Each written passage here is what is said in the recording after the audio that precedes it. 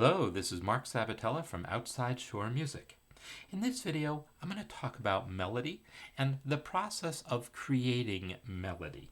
This is always, kind of a mysterious process for a lot of people. For one thing, a lot of music theory doesn't focus so much on melody, talks more about harmony usually, and it's one of these things where, as a jazz improviser, I'm creating new melodies all the time, and some of them are better than others, and most of them never get heard again. There's so many melodies out there in the world, and I want to talk about creating them and what goes into that. So I had this experience when I was younger.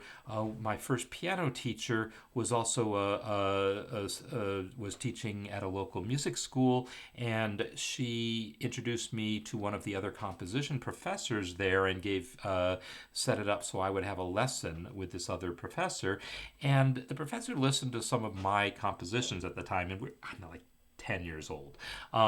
And they were okay. And the comment that I remember coming from the professor was that my melodies seemed kind of tied to the harmonies. My chord progressions were pretty simple, and the melodies were very simple, connecting chord tones of the melodies, of connecting chord tones, with passing tones and so forth. I didn't necessarily have all that vocabulary, but that's what they were, and that's what most melodies are in a lot of music. And her challenge to me was to try to write some melodies not thinking about chords.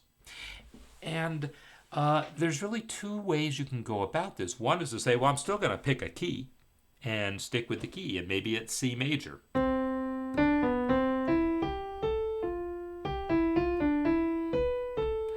don't know, just made up a melody there.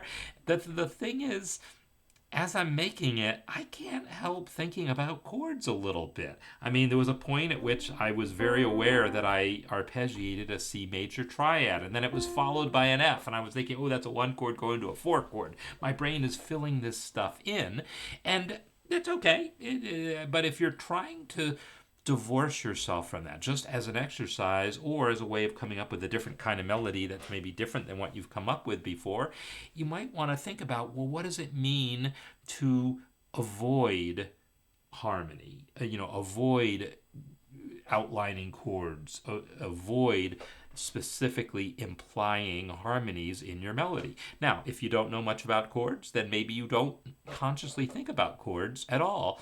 On the other hand, there's a pretty good chance there's a soundtrack playing in your brain that is hearing some chords, because that's what we grew up hearing. So if you really want to push yourself outside of that, try forcing yourself not to stay within a scale. Force yourself to come up with some melodies that use all the white keys and black keys, all the side keys on your clarinet or whatever instrument it is, all the combinations of valves, and not stay within a key.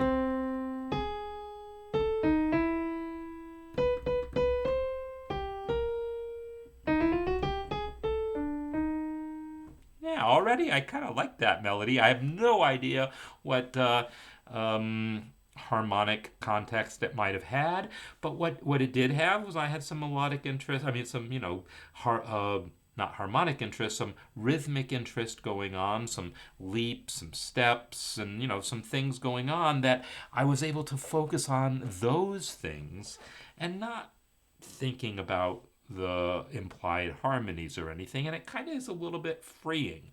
And then you could always say, oh, now I'm going to take those ideas and apply it to a major scale again, and then see what you come up with. Anyhow, this is just a thought prompt for you, a challenge, if you will, to come up with some melodies that have no harmonic basis at all, maybe don't even come from any particular key, and just see where it takes you. See if any of them are worth writing down and composing around, or maybe just enjoy the process of improvising and just getting a little closer to melody.